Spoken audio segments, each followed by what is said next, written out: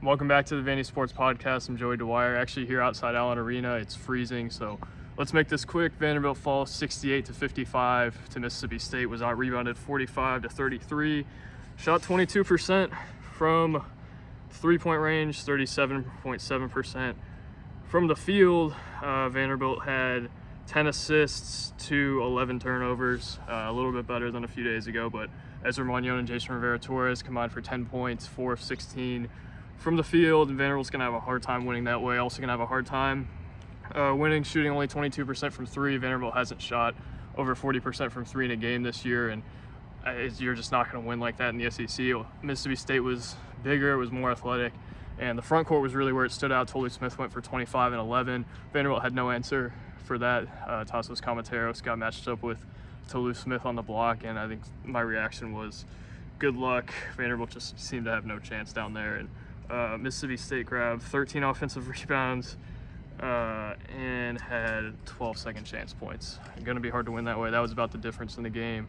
But again, Vanderbilt's just going to have such a hard time winning these games if he can't have out of character, great shooting performances. Tyron Lawrence was okay, had 16 on 50% from the field, a little more efficient.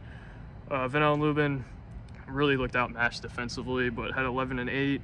Evan Taylor was solid, 11 points, 4 for 7. I think probably my biggest takeaway today was just, one, how bad their front court was. Two, their lack of size, I guess. And again, their rotations made no sense to me. I mean, they were up 12-10. They pulled Manjon, they pulled Lawrence, they pulled Lubin, and went to Presley, Graham Cowton, and Carter Lang in their place. You can't win like that. They went on a scoring drought of over 6 minutes there. Field goal drought of even longer than that. Another 4-minute scoring drought in the first half. You can't win like that. Actually, that might have been early second half, but I mean, it's just the same story over and over again. The rotations are odd. I actually thought they started their best 5 today, even though it's an undersized group. They're undersized regardless. There's just a lot of there's a lot I could say about this team. I think maybe the most telling stat is they've led for less than 5 minutes in all of SEC play. Today they trailed by as much as 19, trailed for 35 minutes. Today was the most they've led by in an SEC game. They led for 2 minutes and 22 seconds. That kind of tells you where this is at. The points in the paint, again, another stat that's pretty telling. They lost 36-18, 20-6 in the first half. Tolu Smith was dominant. Vanderbilt couldn't get in the paint, and that was about the story. This team just doesn't have it on the interior, and Mississippi State does. It has better athletes, forces more turnovers, and again, that was the difference today. There's a lot of differences between these two teams, and I think Mississippi State's probably middle of the pack SEC team, maybe a bubble team. I don't even know what to say at this point. They're not gonna win these games without out of character shooting performances, without Ezra Manjon kind of taking over these games, and without scoring in the paint, without rebounding, without moving the ball and assisting each other. They're just gonna have such a difficult time doing all those things. And if they can't do them, they're not going to win these games. Vanderbilt never cut Mississippi State's lead to under 10 in the second half. And I know it's hard to win in Starkville. Tennessee couldn't do it, but that team's not unbeatable. It's a bad matchup for Vanderbilt because they have athletes all over the floor. But I just think Vanderbilt kind of show what they are today, show what they have been throughout all of SEC play. Really not super disciplined. I don't think they defend super well. They wanted some spurts in the second half, but this game wasn't all that close. Again, a play that stands out to me is when Paul Lewis fouled their freshman point guard on a 3. It's just, again, another out of character or maybe in character mistake at this point that cost Vanderbilt. It didn't cost them much there, but it's the kind of mistake they make far too often. They shot 10 for 18 from the free throw line. That's a little over 50%. Got killed on the offensive glass. It's cold, so this isn't going to be as articulate as normal. 8 for 13 on layups. 7 offensive rebounds for only 6 second chance points.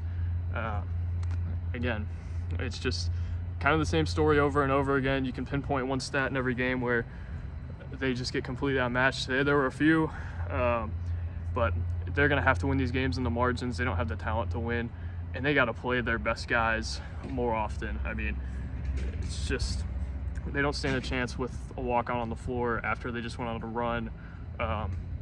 They can't throw pick 6 turnovers. as soon as the other team finally stops scoring, they're kind of shooting themselves in the foot, and they can't afford to do that. They can't afford to not offensive rebound.